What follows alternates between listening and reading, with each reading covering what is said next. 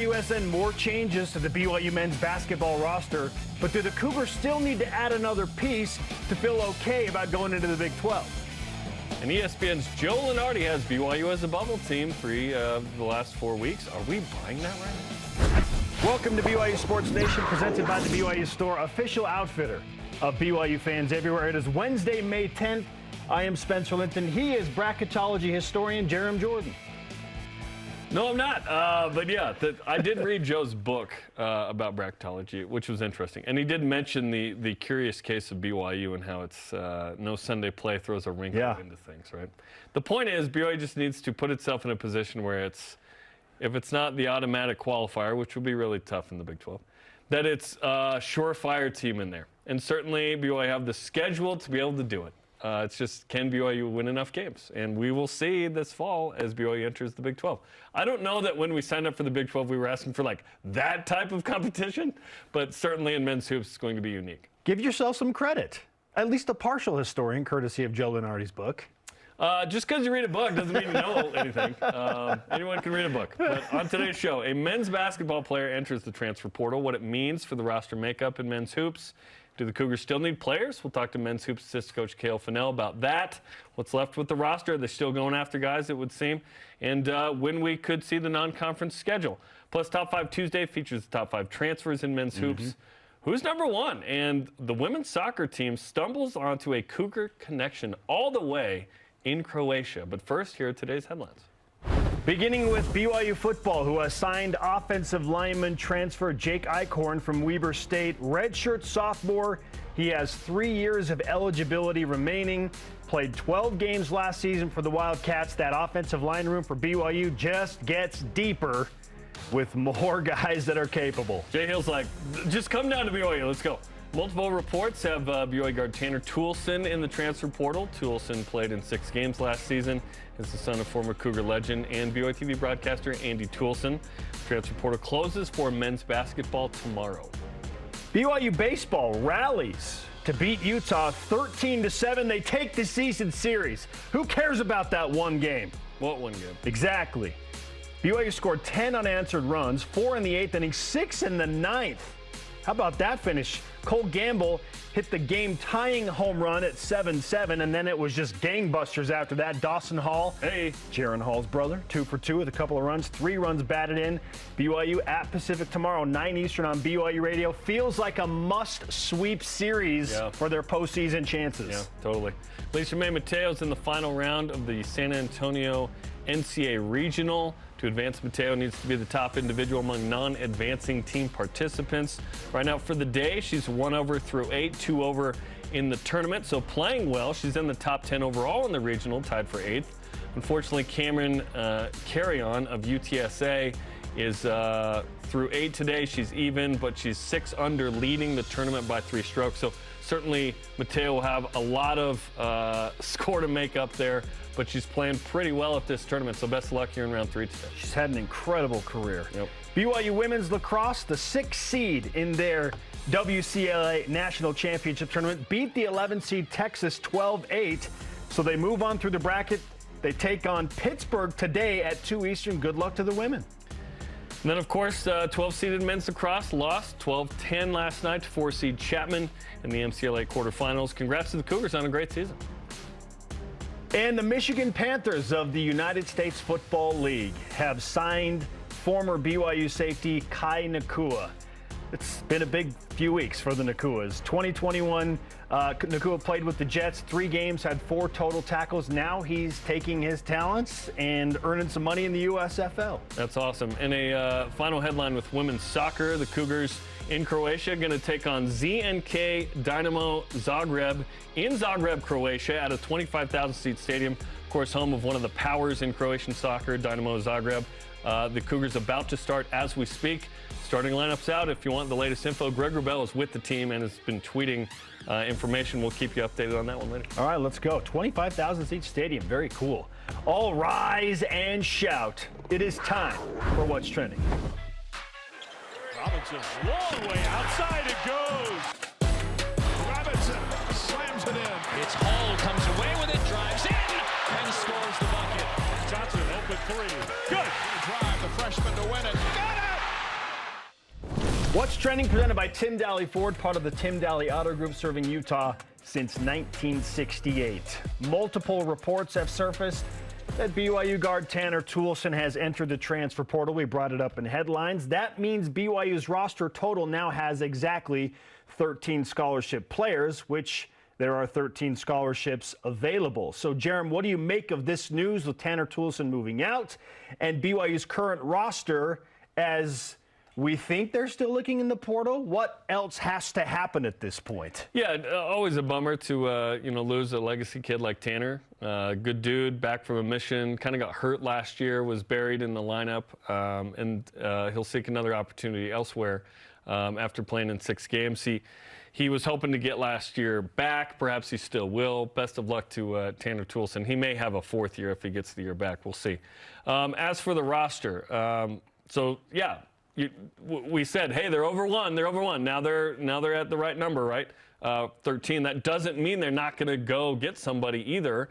And it'll be interesting to see if someone else goes to the portal. Should they be going that direction? Because while I said it closes, it never actually closes. It's just you would have to sit out next year if you're not a grad transfer.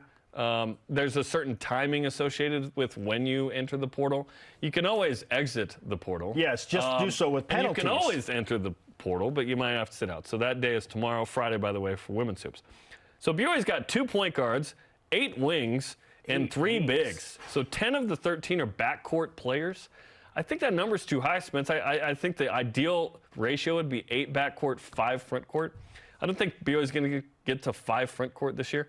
I think it's going to be ideally you get to a 9-4 split there. So I think BYU needs another big. Let's not go through what we did 2 years ago when Richard Harward and Gavin Baxter went down, and then suddenly you're asking Foose and Atiki to be thrust into the spotlight as freshmen. True freshmen, no ideally. less. Now, it developed Foose, sure, and Dallin Hall last year got thrown in, developed him. But you don't want that. Like, that's not if you have to get to that, sure. But I would like BYU to get 1 more big, but that would mean 1 wing is off Scully at that point. So I'm not going to project who I think that is. I think that'd be unfair to that individual. But I think BYU's got a lot of experience, which is the good news. I think they are a little heavy in the backcourt department. But the experience is awesome because you've only got 2 dudes who are going to run out after a year with Spencer Johnson and Quez Glover. But everyone else returns in theory. You only have a couple of freshmen and sophomores. You have 4 newcomers, as we mentioned, Quez Glover, Dawson Baker, Ali Khalifa, and then Jake Wallin's back from a mission to Lithuania. So it's a group that is improved. This is a better talent roster than last year. By how much, I'm not sure, but I like the experience. I like the talent. I like the diversity of skill. Yeah. I love what Khalifa brings in terms of a big who can pass and shoot. I like Glover as kind of a pure point. I like Dawson Baker's ability late in the shot clock, like we've talked about. So I love the group BYU's got. I still think there's probably 1 more piece needed, similar to these 3 that BYU's brought in, before we can more comfortably go into the they're really going to challenge for a spot in the NCAA tournament. Because listen, it's hard to make the tourney, it really is. And then of course in the Big 12, the pros and cons are the schedule is so tough that it's hard to win as many games as maybe we're used to. Yes. But you have a strength of schedule that the committee will respect in a way where if you can be perhaps the 7th or 8th best team in the Big 12, you've got a really good shot of being in the hunt at the end, which is what we're hoping for. We should probably do ourselves a favor and prepare for status quo at this point. I know that there's still time left for the coaches to go out and find somebody else, but options are dwindling for sure. And I don't know that I'm of the opinion of, well, let's just go get whatever size is out there just so that we can have more size. And I'm not that either. I think you need to bring in someone that makes sense. You don't just get a body to get a body. Right, and it might be tough. It might be tougher to find somebody that makes sense at this point. But to some degree, I think walking in with only 3 bigs is tough. Sure. I don't argue with that at all. Last year, you get 2 fouls on a guy. You only have the 2 guys. You get an injury. Luckily, BYU was pretty healthy last year. Listen, I do think BYU needs another big. BYU may have to ask Noah Waterman when bigs get in foul trouble to come in with his size and play a different role. and be a little bit more physical and maybe try and bulk up and do something different if they cannot find somebody. Offensively, I don't agree with that, but defensively, sure. Yeah. And that's what I'm saying. Yeah. Defensive-minded approach here. Right. They may be forced into a scenario where it's like, look, you're 6'11". We need you to go in there and be physical. And we're in foul trouble. AKA, you need to rebound and defend. And if you stretch the floor with the three, great. Awesome, because that's what you do enough. Yes. Yeah. But we should probably prepare for the worst, which I think is the status quo as far as the front court goes. If BYU doesn't find somebody else, then all right, here we are. This is what BYU is going into the Big 12. The worst would be someone jumps in the portal tonight we didn't expect. That would be the worst, right? Like a Cody Epps, but he doesn't come back kind of deal. Yeah, I feel very comfortable with this roster. I'm pleased. I'm excited. I'm looking forward to it. I just think to really go into the Big 12, more big man depth. I would just like Foose to have a backup at the four. I'm with you. I think BYU has 2 5s, obviously, in Khalifa and Atiki. I love Atiki as the backup, a guy who's still getting experience, kind of newer to basketball, like 7th or 8th year playing. Him as the backup, can defend, can rebound. There's some games where he gets rebounds off the glass and he's laying it in, which is awesome. But, yeah, one more piece there just in case you have an injury. So I'm with you. Like, I feel like BYU needs a big man, but again, we're getting down to the 11th hour here in terms of just available players that are good and make sense rather than just going and getting some size and hoping it works out, and then you're taking a scholarship away potentially from somebody else. If there's a walk-on who's good enough as the backup 4 to have a physical presence there, that would work too. Sure. I'm not going to be that picky. But I don't want to have what we had 2 years ago, which was, oh, shoot. Injuries, and now we're forced into a tough scenario. Yes, and then that tough scenario does not include the likes of Pacific and Pepperdine and so on. It is Kansas State, Baylor, Houston, and so on and so forth. Well, and if BYU goes and gets another big, now we're talking about taking somebody else's scholarship away. And I'm hoping, we've seen in the past some incredible athletes say, okay, I'll give up my scholarship this year and figure it out. If you can promise me that I'll get it back again. I don't know that there are any promises that can be made. And BYU's going into the Big 12, so how they offer scholarships has changed. Yeah, you committed the entirety of their eligibility. This is tough. You can always say, listen, we don't have a spot for you. You can just stay in school, but you'll be on Scully, but you won't be playing basketball. There's that as well. You're essentially cut. There's that as well. Name, image, likeness, money. It's an uncomfortable conversation, but as much as we want to act like this is, it's a business. Like, this is a team. They're out there to win. Of course, they want to do everybody as well as they can. But if they don't see a spot for a guy, they're doing them a service by saying, listen, unfortunately, we're going to cut you. And if you want to enter the portal, that's up to you. That happened. Okay, topic 2. Bracketologist Joe Lunardi has BYU on the bubble 3 of the last 4 weeks as the 8th team out, kind of the last team mentioned. Are you buying BYU as a bubble team at this point? Yes, because BYU is playing in the Big 12. Their net ranking. The Big 12 has thrust them into that. Yes. Yeah. Their net ranking is going to be so significantly improved. If you couple that with just a few big-time wins, which BYU will do, that's going to happen because Big 12 teams, in large part, have never played in the Marriott Center. They don't know exactly what they're walking into. They played at Kansas, like a big-time environment and a bunch, right? But BYU's Marriott Center's a different beast. Is fun and unique. It's a different beast. Yep. 19,000's a little more. New eye lines. You got to get new. I mean, you got to get used to some things that you have not dealt with before. The Rock will bring it. And while BYU will not be favored on paper, they're going to win a couple of these games. I mean, heck, this year BYU probably should have at least won one of the games against Gonzaga and St. Mary's with a team that didn't go to the NIT. We feel like BYU's better. Those type of quality teams are going to come into the Marriott Center for the first time in large part, and BYU's going to teach some hard lessons to these teams. BYU's also going to go on the road a lot and learn some very hard lessons. Sure. But their net ranking will be so improved because of conference affiliation that if you're 17-14 going into the Big 12 tournament and you win a game and you're 18-14, then you lose, you finish 18-15 having played 2 games in Kansas City, and you think, man, you're only 3 games over 500. Doesn't matter. You're playing in the top conference in America. Let's say you're the 8th place team. And it still will be with the 4 that come in because Houston adds a ton. You say that you're the 8th place team. Okay, remember, the Big 12 only had 10 teams last year. Now you got 14. So if you're 8th or 9th in a bigger expanded conference, greater opportunity for perhaps maybe to go and get another team into the tournament. compared to just the 7 that they had this year out of 10. I mean, 70% of the conference in the tournament is crazy. Yeah, it was nuts. Right? So if they get 8 or 9 in, BYU could be that 8th place or 9th place team. You go 6-12 in conference, and like I said, you win a game in Kansas City, and you're right there. So yes, I am buying BYU as a bubble team. I'm not buying the Cougars as an NCAA tournament team right now, but I feel like they will be in the mix, at least on the bubble. I think Lunardi's on to something just on how the game is set up. It's fun to see it in May. I don't care about bracketology in May. I start to care once we kind of get into the season, then it's kind of in flux, and even then it's early, right?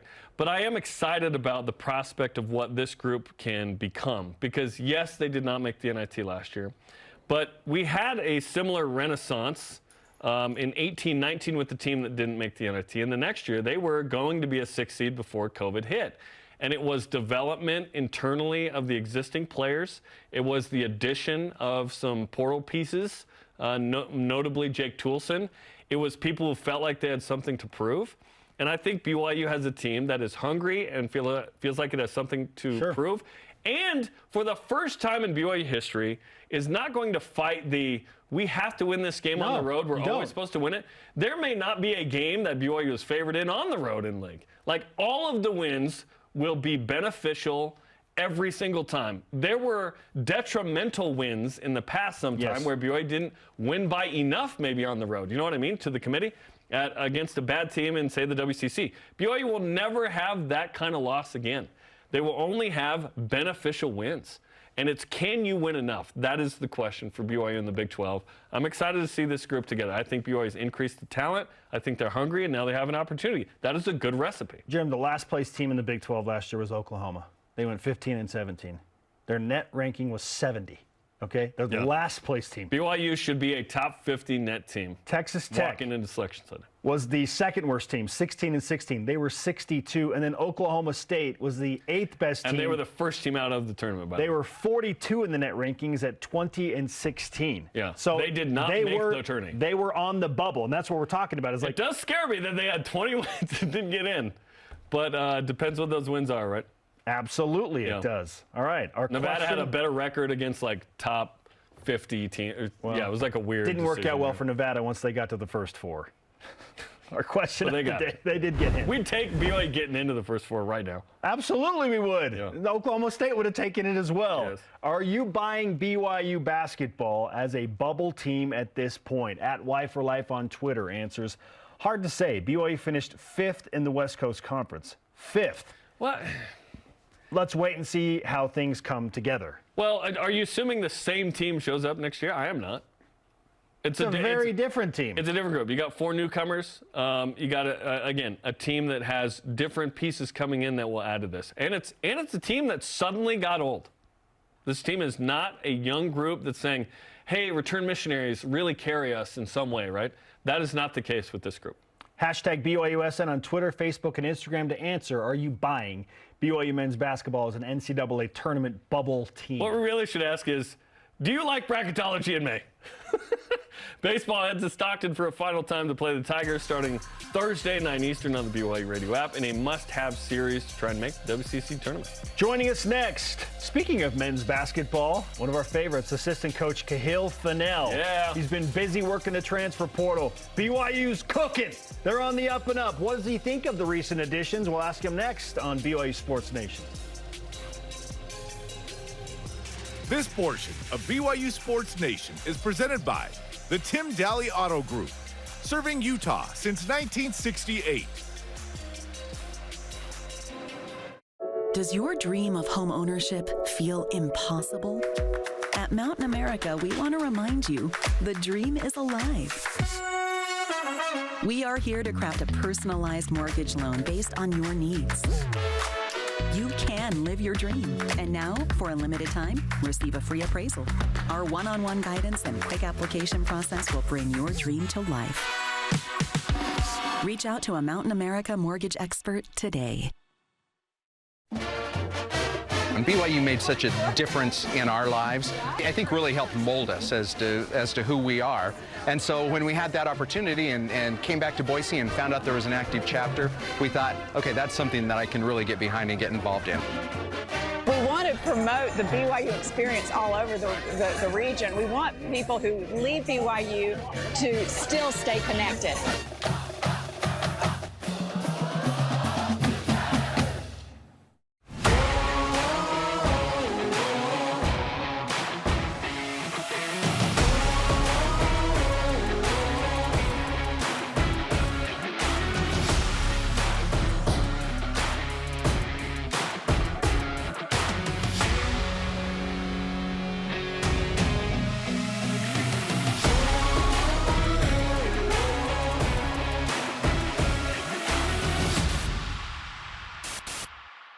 Today was a great day. You're going to feel the energy of all these volunteers. I'm excited to get out into the world and see who else is making good. And you're going to meet some of the most amazing people. And we will all just lift each other up. What we do is we create memories for families. And you realize just how good people are. It does take a village. It's definitely been a journey.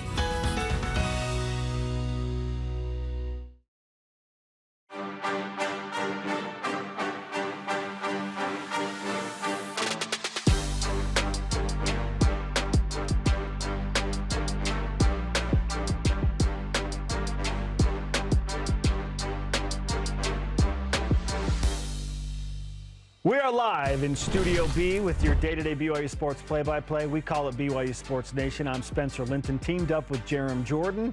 And let's keep the basketball topic rolling with BYU men's basketball assistant coach Kahil Fennell, who is back in Studio B. Coach, we mentioned it before the break. You've had a very, very busy last few months. You've been hitting the transfer portal hard. You've made 3 key additions.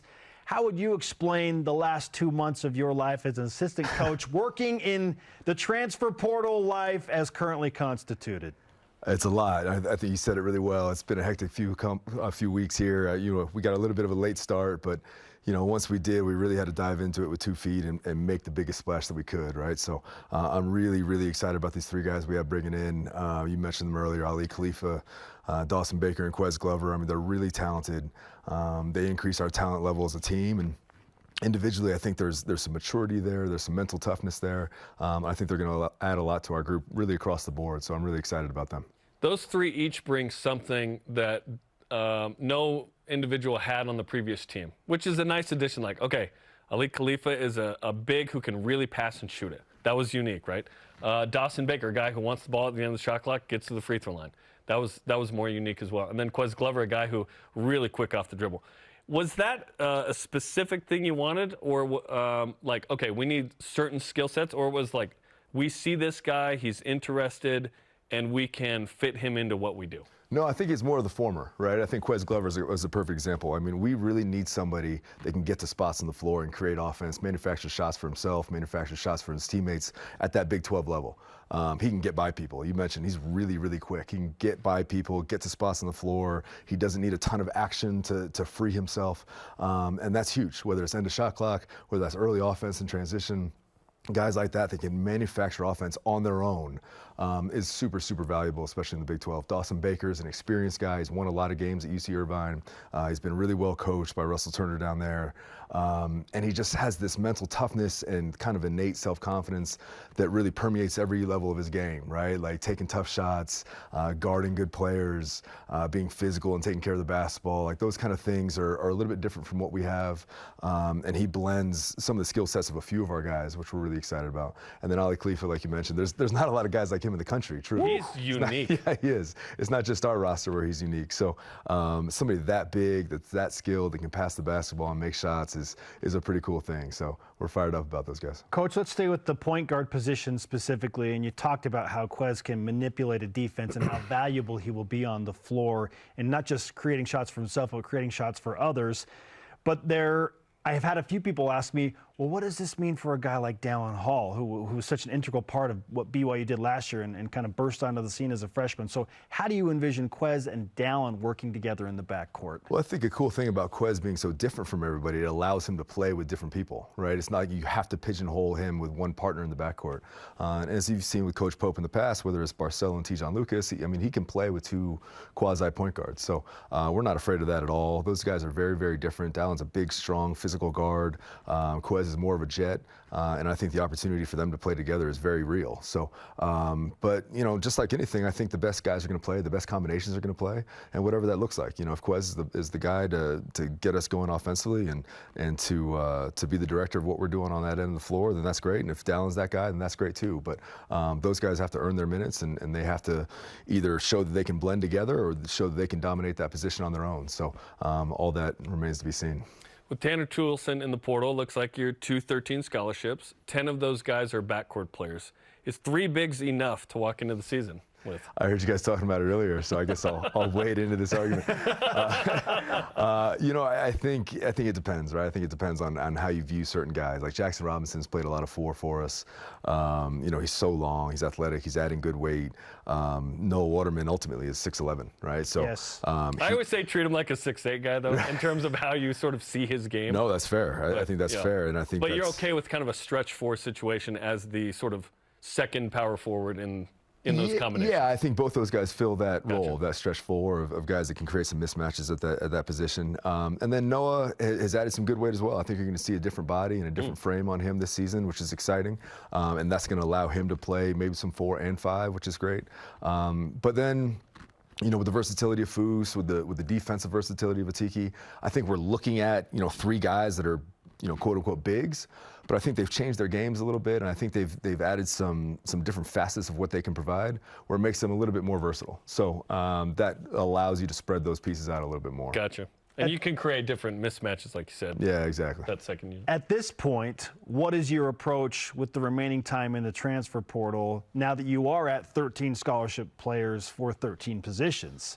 Yeah, that's a good question. I think the transfer portal is so fluid and it's so dynamic and it's so ever-changing where it's hard to say, the price tomorrow isn't the price today, right? I mean, things could be completely different by the end of this afternoon. So as the roster changes, as the portal changes, and we look for different things, it's hard to pin down exactly this is what we're going to have when it comes time in November, right? So I think our eyes are wide open. We're very much interested in some pieces that could help us and be impactful for us in the Big 12 and help us win games. But we also really like our group now. So we're going to kind of play it as it comes and see how that works out. Certainly entering the Big 12, there's some different kind of rules and regulations relative to sort of the commitment to a player. Before it was like year to year. This is like, well, the Big 12 says you basically owe them a scholarship till they're done with their eligibility at that school. So have all those conversations about guys who maybe don't fit in as much as previously. Have those conversations been had already if those guys want to jump in the portal? Because it closes tomorrow? Yeah, yes and no. I think we're fortunate here at BYU. Like, we don't have a lot of knuckleheads. We don't bring in a lot of guys that don't fit our culture or don't fit our program or don't fit what this university is about. So we're fortunate to have guys that, once they're here, they feel really comfortable in this environment and vice versa. So honoring that commitment if they go elsewhere is a pretty easy thing to do. But, as you've seen, like, we haven't had a ton of turnover, and we've been fortunate to see that, and hopefully that continues. Kahil Fennell is on BYU Sports Nation, assistant basketball coach. Jarom and I were discussing yesterday just about how mature and old this team is. It's an experienced group. Majority upperclassmen and deep with experience, coach. So is it fair to say that you feel comfortable going 10 or 11 deep on a regular basis when the season begins? That's hard. I mean, Coach Pope makes those decisions, and I'm glad he is the guy to do that sometimes. But we'll see. I think, like I said, all those things remain to be seen and have to be fleshed out and earned on the floor and earned in practice. So I think the guys that can help us win will play. I do think that there's a limit to that as far as rotations and how we play and how many people get involved. And it's going to be a war. Like those guys that want to be in that top 8, that top 9, I mean, they have to show it, and they have to show it every day. There's a consistency level to it, which is going to be paramount. Like, you can't just be a really good player on Wednesday and not show up Thursday and Friday. I mean, you have to be that guy every day in practice and every day off the floor and in the weight room and doing the right things in study hall.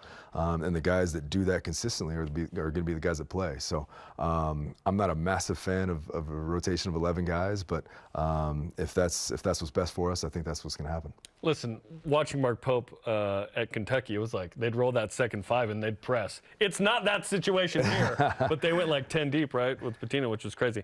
There are kind of 8 wings on this team. What's that competition going to be like for playing time? Because there's a lot of talent and experience and different skills among those 8. it's funny you said it. So it's very similar to the big man group, right? Where it's like it depends on how you view them, and it depends on the matches, and it depends on the combinations. Where we've had conversations in our meeting rooms where it's like we need a wing. You know what I'm saying? So it's like it really depends on how you view those guys and what kind of role you fit them into. So for us, I think every position, the competition is going to be massive, right? Whether it's guards with Dallin and Quez and Dawson and Trey Stewart and whoever else wants to throw their hat in the ring, but it's the bigs, it's the wings, like you said. I think every spot on the floor is going to be really, really hard-earned minutes, and I think that speaks to how talented this group is. I think that's a great problem to have. I truly do. There's going to be some upset guys later, and I think there's going to be some guys that are frustrated with their lack of playing time and their lack of perceived opportunity and things like that. But unfortunately, that's a part of having a talented team. That's a part of having a deep team. And I think that's something that we can all expect and get ready for. Is there a sort of willingness, perhaps, and maybe you have a sense of this, maybe not, of a guy who may be a little more buried on the bench, but hey, it's a Big 12 team now. There may be more attrition, who knows, versus maybe previous rosters or instances? I think because it's a different situation now. It is. No, it absolutely is. And I think there's a possibility for that for sure. I mean, like, it's a grind. Like, that Big 12 season is an absolute bear. I mean, there's a real scenario where you can go, to Texas Tech, and have Kansas at home in 3 games in a row. And that's really, really hard. We're excited to see it whenever we get it, right? Yeah. Yeah, from the fans' perspective, from the media's perspective, it's awesome for us in preparation and the players. You're sweating. It's just so much fun. Yeah. I love it. And it'll be different days too, because like this schedule won't be the Thursday, Saturday. Exactly. Thing, right? There may be some Mondays in there. And I think that's something our fan base and you guys and everybody has to get used to. At Louisville, we would have a game on Monday, and you'd have big Mondays and all this kind of stuff, and then turn around and play on Wednesday and Thursday, and it's crazy. It's all married to the TV schedule. So I think for us and for our roster, I think there's a possibility for that. But I think, the season's the season. I don't want to act like the Big 12 is, the Eastern Conference in 1995. Like, we're there, right? Like, we have to be in it to win. Gundy's hanging on somebody's leg. Exactly. Exactly. Like, we have to, enter it with the mindset of competing for championships and be in it to win it. So I don't want us to feel like, gosh, whatever we can do to survive. Like, that just can't be our attitude going into this thing to be successful. Name, image, likeness is a phrase that you're probably sick and tired of hearing, NIL, but it is here to stay for sure. And we've seen BYU football utilize it to almost entice redshirt guys or non-scholarship guys to, hey, stick around. We'll give you a little bit. You could potentially earn a scholarship moving forward. Is that a possibility for basketball when you are in a scholarship crunch to say, hey, we want you right now. We're developing you. We can't give you a scholarship, but maybe NIL plays into that. Is that how that works for basketball like it does for football? I think it can. I don't think it's as widespread in basketball as it is in football.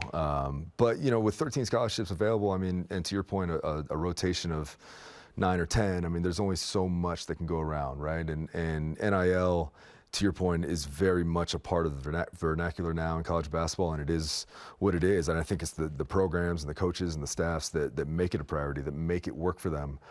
They're going to have some long-term sustainable success. And I think it's the ones that fight it and just kind of, stomp their feet and say, get off my lawn and all that kind of stuff. Like, those are the guys that are either going to get out of the business or going to be really, really frustrated and not have success. So if we can make it work for ourselves in any arena, whether that's recruiting new prospects, whether that's retaining our current roster, all those things are going to be something we're going to explore and try to maximize. I assume the league will be the announcer of the league schedule, but the non-conference, will that be announced by BYU whenever it's ready? I'm so bad with this stuff. I'm sure it will be. I have no idea. Yes. I'm getting a thumbs up in the back. Yes. Do we have a sense of when that might be this summer? Like in a month or two? I have no idea. Ask Mark Pope? Yeah. Ask Nick Robinson? Yes, Nick Robinson, my man. The scheduler? I have no idea with the schedule.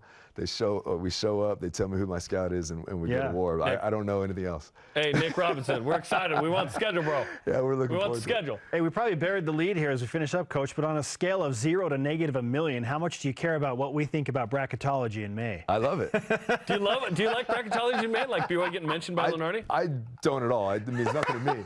But I love that it's being talked about. I think it's like the NFL. It's fun. The NFL is a total racket, right? Like, they've created this thing where it's like, the schedule's coming out tomorrow. Yeah, everything's a story. Yes. And pre-drafts and the combine, like everything, they dominate the news cycle every time. Yes. So if we can get BYU basketball in your guys' conversations because of bracketology, listen, today's a basketball show. Today's a basketball day. On May, whatever it is. 10th. May 10th, yeah.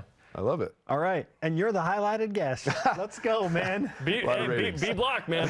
B block's the big guest. Cahill, great to talk with you. Thanks for the insights. Likewise. Thank you guys for having me. Appreciate it. Okay, if you miss any interviews, D Blue, shows, games, you want to watch men's hoops from last year, and you're like, I just got a hankering for it. Go to BYUSN.com or download the free BYU TV app. Up next, is the BYU-Utah rivalry, football, basketball, the most bitter, toxic, and vitriol-driven rivalry? We'll discuss it in the whip. Who said what? It's now become about conferences. This is BYU Sports Nation. BYU Sports Nation is presented by the BYU Store, official outfitter of BYU fans everywhere.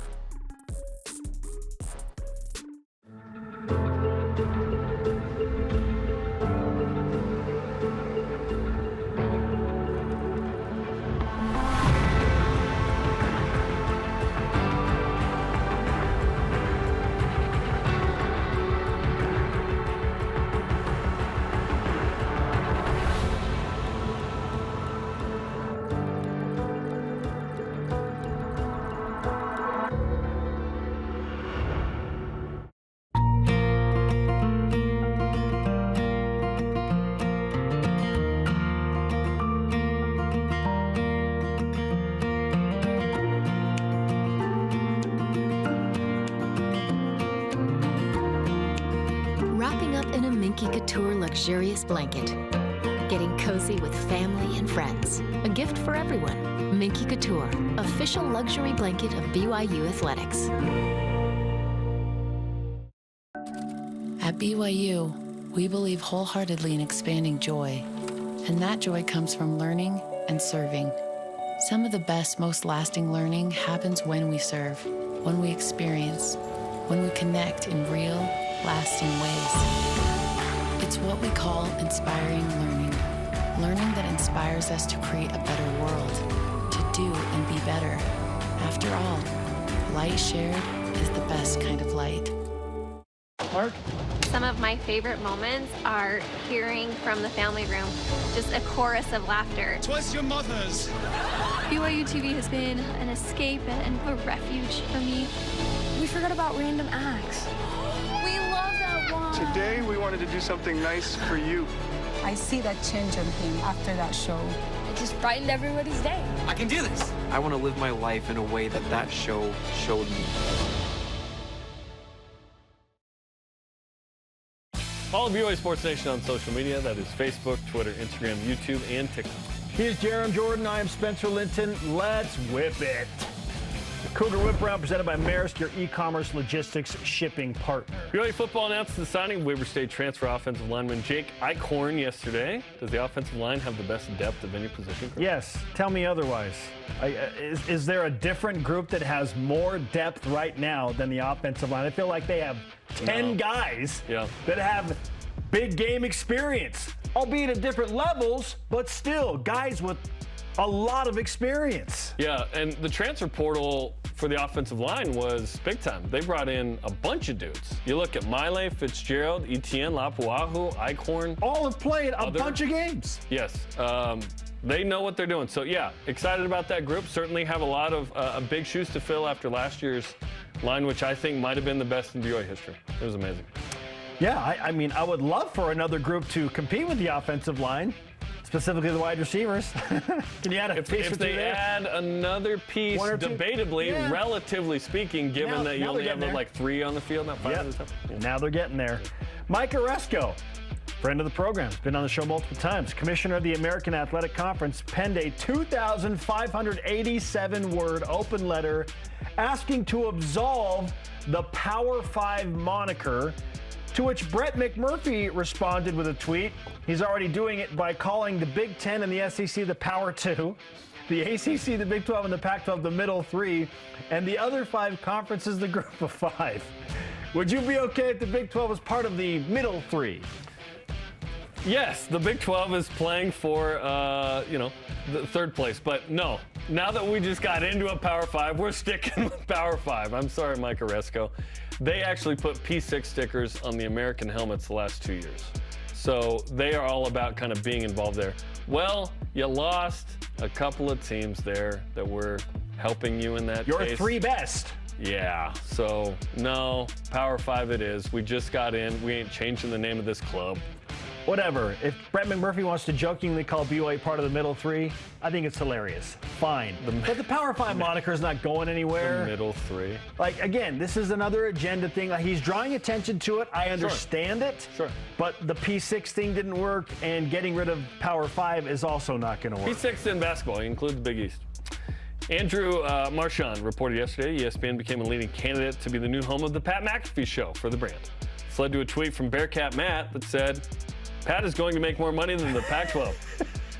Do you agree? No. Will Pat individually make more than a school? Yes. The answer is yes. Yes. Right? Yeah, absolutely. Per year? He'll probably make as much as 4 schools combined. Will Pat McAfee's per year be equal to a Pac-12 school's TV deal? Wow. I can't believe we're discussing this.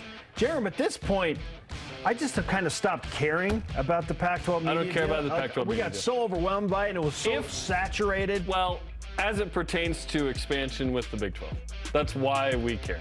Because if it doesn't work out well, then there could be an exodus. It's all about where you're seeing. They might get as much per school as the Big 12, but where are you seeing? I look forward to the doubleheader of the Flash and then Colorado versus Oregon State on the CW. Let's go. Is that what it's still called? Let's go. Yeah, I think so. Or has that changed too? I think so. Brandon Marcello of 24/7 Sports reports the Big 12 is exploring new branding possibilities and perhaps a name change if the league does expand to 14 or 16 teams once Texas and Oklahoma leave. If that happens, what would you propose as the new name for the Big 12 Conference? The MWAC, the Midwest Athletic Conference. Okay. No. I hope this doesn't happen, honestly. I like the history there. It's all good. I don't need a new name, per se. But it needs to be numberless because that can fluctuate, right? Like the Big Ten has 14 teams. But the Big Ten is such a strong brand, it doesn't matter. There are only 2 that make sense to me.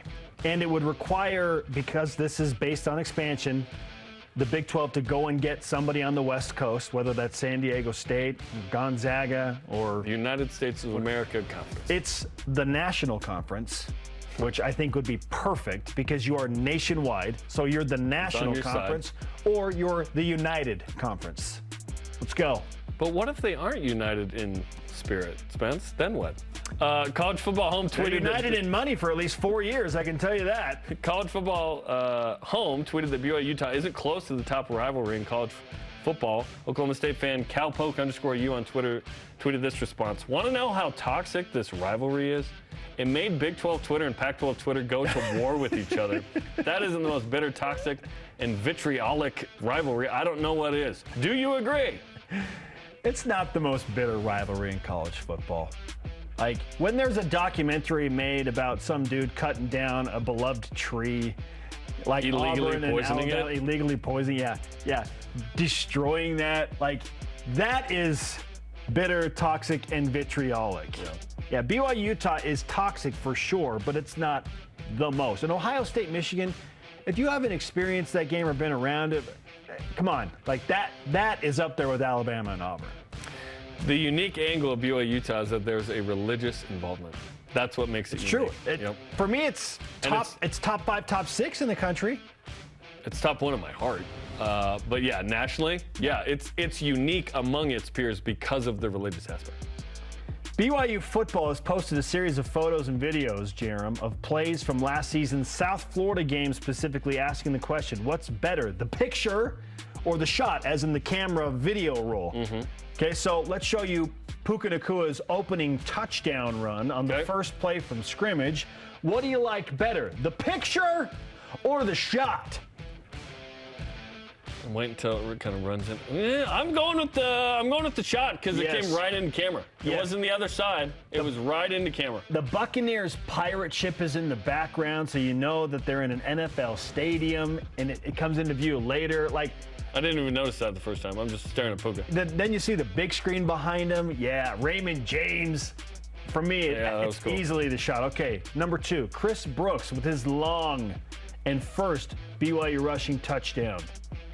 Do you like the picture or also the running shot right better? into camera? I'm going video because right into camera. The pictures are excellent as well. Yeah. For me, both are one, awesome. With the salute, the frame, the defender behind him, I'm actually taking the picture in this one. I think that's a really cool salute picture that gives it the edge. Is he left-handed? I don't think so. I would rarely throw up a left-handed salute, you know what I mean? But in the moment. He's got the 5 points of contact with the football in the right arm, so he only had the left arm available. I wonder if he's left-handed. Because he could have carried it in the other one. No one was by him. It's all good. Former BYU offensive lineman Keanu Saliapanga was recently included in an Instagram post as rapper NBA YoungBoy's barber. In the picture, Keanu is cutting the rapper's hair in his driveway. Should we be getting haircuts in our driveway? Is that what we learned from YoungBoy? I don't want to get a haircut in my driveway. But I want to make enough money to where I can have it. Well, the real reason he might be doing that is because he's on house arrest and he has limited visitor ability in his house. He just wants to, yeah, okay. That might be why. Which, by the way, he has mentioned, YoungBoy, that he is going to join the Church of Jesus Christ of Latter-day Saints. He's going to be baptized. Yeah. Which is pretty cool. Pretty wild. Is he instantly the greatest rapper in church history? Yeah, well, once he has capability to, you know, have some freedom and move again, like, we got to get him to a BYU game. Yes, we do. We need NBA YoungBoy. And dancing with Cosmo. Ayo and Teo, look out. We got YoungBoy now. Let's go. Up next, BYU men's basketball, as we just discussed with Kahil Fennell, and during our opening trending topic, has made some major moves in the transfer portal. Got us thinking, who are the top 5 men's basketball transfers all time? It's a top 5 Wednesday. This is BYU Sports Nation. This portion of BYU Sports Nation is presented by Maersk, your e-commerce logistics shipping partner. Introducing the truck for adventure. The all-new 2022 Nissan Frontier doesn't compromise on power or comfort. This mid-size truck was redesigned to incorporate the latest technology and designs for safety, comfort, and convenience. Plus, with up to 6,700 pounds of towing capacity and best-in-class horsepower, it's rugged enough for adventure and still safe enough to transport all your favorite people. Where's your new Frontier? You'll find it at Tim Dowling Nissan Southtown and South Jordan.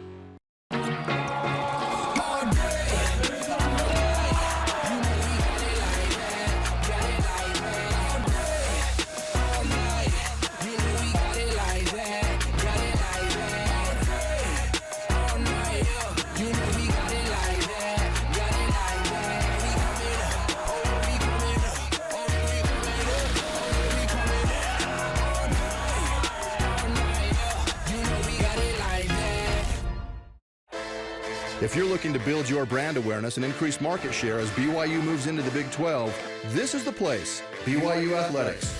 We can provide the tools you need to make sure your company is seen and heard. BYU Athletics is where you can align your products and services with loyal fans that cheer for our Cougars. And they can also help your business win. Learn more about what a partnership with BYU Athletics and your company will look like. After all, this is the place. Email sponsorship at byu.edu today. Apparently, they asked a girl to leave last year. Every story has 2 sides. A school must close. Lady Jane's treasure. That sounds like it needs investigating. Mallory Tower's success is someone unafraid to forge a new future. Today, we wanted to do something nice for you. So you both need to pack your bags because we're going to Hawaii.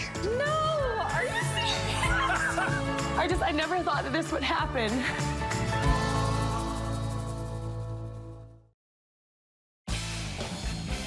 Welcome back to BYU Sports Nation, live from Studio B. Now, typically we reserve the top 5 list for Top 5 Tuesday, the alliteration. Do you know what? Just because alliteration. Who cares? It was such a loaded show yesterday. Yeah. That we wanted to add to this Wednesday. We're just going to start doing it on Saturday. It's Top 5 Wednesday now with the top 5 men's basketball transfers all time. I thought it was Wednesday until I was like 14. I just heard my dad say it that way. Number 5. Elijah Bryant played freshman year at Elon, transferred to BYU his last year. His junior year, 18 points a game, 41% from 3. WCC first team, went on to win an NBA title with the Bucks, won a EuroLeague title with Anadolu Efes. I was in an Uber with the dude from Turkey. I told him I knew a dude that played in Turkey on Anadolu Efes. He was impressed. Woo. Number 5, Elijah Bryant. NBA champion Elijah Bryant. Fun fact, Sam Merrill was at BYU softball game on Saturday as well. Oh, nice. Milwaukee Bucks teammate. Brother Merrill. Number 4, The dude that spells his name Rafael, but everyone calls him Rafa, and I couldn't figure out why for the longest time. He's Brazilian. Portuguese. Yeah. The R at the beginning of the word is an H sound. Rafael Araújo. Yeah. Played 2 years at Arizona Western College, transferred, averaged 18 points a game, 10 rebounds per contest in the 03-04 season, got BYU to an NCAA tournament, co-player of the year in the Mountain West, AP All-American honorable mention, taken 8th overall by the Toronto Raptors. Well done, Rafa. Number 3, Matt Harms, transferred from Purdue to play his final season at BYU, averaged 2 blocks a game, one of the top shot blockers in the country, All-WCC second team defensive player of the year in the league. Helped BYU get a 6th seed at large in the NCAA tournament. Matt Harms, number 3. At number 2, guy who played with Matt Harms as a number 6 seed in the NCAA tournament, Alex Barcelo. 2 years at Arizona, was buried on the bench, transferred to BYU. This might be Mark Pope's greatest transfer victory ever. No question. 3-point percentage, the second all-time BYU history. Jay Billis called him the greatest shooter in the country at one point. 194 three-pointers as a BYU player in only 3 years. That's 7th all-time. How many would he have made if he'd been here all 4 years? I think 1,000. Holy cow. And the number 1 transfer in men's hoops ever for BYU. Travis Hansen. Plays freshman year at UVSC, transferred to BYU, part of 2 NCAA tournament teams, defensive player of the year in 2003, regular season champs in 03 as well, 2nd round pick to the Hawks, famously played in Russia and Spain, notably. Elder 8 Mile. Yeah. At the time with the bleach blonde hair. Love Travis Hansen. Not surprisingly, all 5 of these guys, all conference first team members, and most of them multiple times. Fun fact, Travis Hansen has a massive house. He's made more money after playing basketball than before, which is interesting. He's got like this barn that's his gym. And my daughter was in this like Mapleton City like softball/baseball parade where they came by in trucks. And we stood in front of his house and someone goes, "Is that your house?"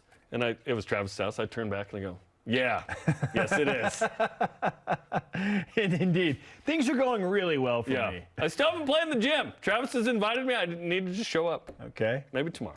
Yeah, just give him a call. Maybe not just show up. No, open door. Mapletonian. Mapletonian. Okay. I would say he's down the street, but his street's a little wider than mine. Let me know how that goes. Yeah. He's paying a little more tithing than I am.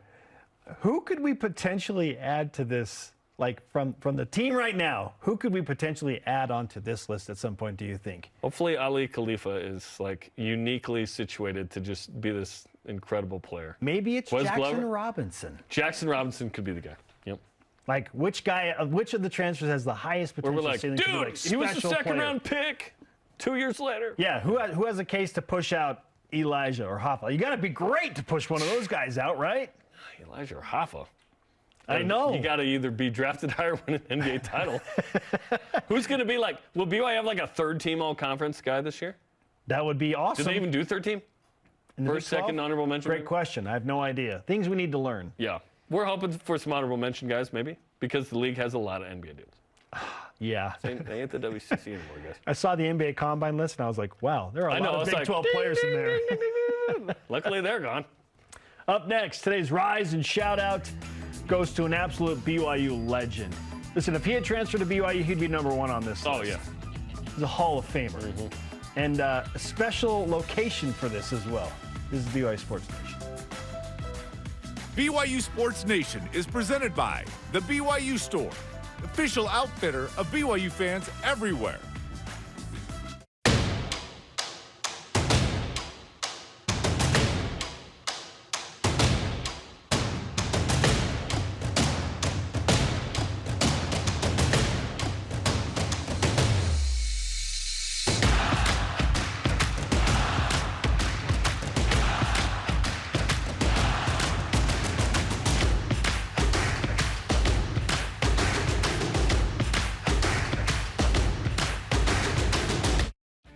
Tim Daly Ford in Spanish Fork offers a large inventory of Ford vehicles, including a selection of cars and trucks, providing a range of transportation choices. From the Ford Fusion sedan and the Edge crossover SUV to a range of pickups including the F-150. Each product line comes with options to enhance performance, comfort, and safety. Think Ford, think Tim Daly Ford in Spanish Fork.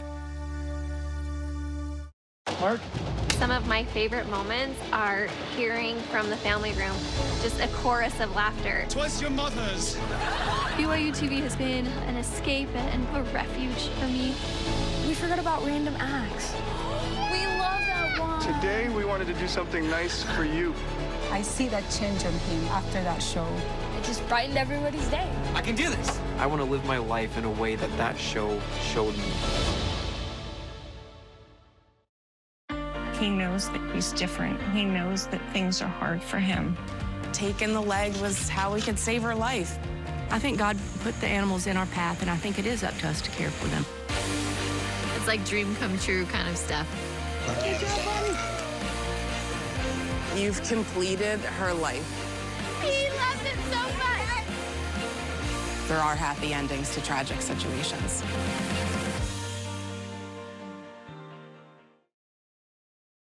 This portion of BYU Sports Nation is presented by Mountain America, the official credit union of BYU Athletics. BYU women's soccer up 7-0 on ZNK Dynamo Zagreb as we speak in the 38th minute. Hallie Dixon with her second goal. So things are going well. Domination in Croatia. Things are going well. Soccer team. Sheesh. About to be 4-0. Our question of the day, are you buying BYU men's basketball as a bubble team at this point? This is based on Joe Lunardi, the bracketologist, having BYU on the bubble in 3 out of his last 4 projections. JT Lamoureux on Twitter says, no, I'd rather keep expectations low for this team and be surprised than be disappointed by unfair expectations, especially after the struggles of last year. Let's just enjoy the newness of the conference, talented teams BYU gets to compete against, and see what happens. I like that approach to this season. Yeah, but we have to talk every day. So at some point we have to say whether we think they're going to cross line X or not. Like Oklahoma, Texas Tech, and Oklahoma State were the 3 worst teams in the Big 12 last year. Just by association in the conference, they were all bubble teams. So whether JT wants to go there or not, like BYU by association is probably going to be a bubble team just because the conference is so good. Not necessarily, but they're going to win enough games to be a bubble team. We hope. Yes. We hope. Our elite voice of the day, presented by PAX, Healthcare Elevated. Josh Gibbons on Twitter says, yes, I believe BYU has the pieces in place to be competitive in many Big 12 games and get enough wins to be on the bubble. I don't expect BYU to go dancing this year, but I'm hoping for the NIT. NIT plus, as we say. Yeah. Today's Rise and Shout Out presented by Mountain America, the official credit union of BYU Athletics. This is very cool. So women's soccer is in Croatia, as we mentioned. They were on a tour. They were walking along the Croatian Walk of Fame in Zagreb. And hey, Kresimir Ćosic's name is there. Kresimir Ćosić, of course, the great late 60s, early 70s BYU men's basketball player, eventually won a gold medal in Croatia, was the ambassador as well, and translated the Book of Mormon into Croatian, which is pretty cool. The Walk of Fame in Croatia. How cool is it that women's soccer is there right now? Greg Wrubell. Amazing. Like doing their thing. Not jealous whatsoever. I know. Our thanks to today's guest, Kahil Fennell. Sorry, Dennis. For Jarom, I'm Spencer. Shout out to Belmont Anderson, one of Kresh's former teammates. Nice. See you tomorrow back here in Studio B. Go Cougs. Belmont was a baller.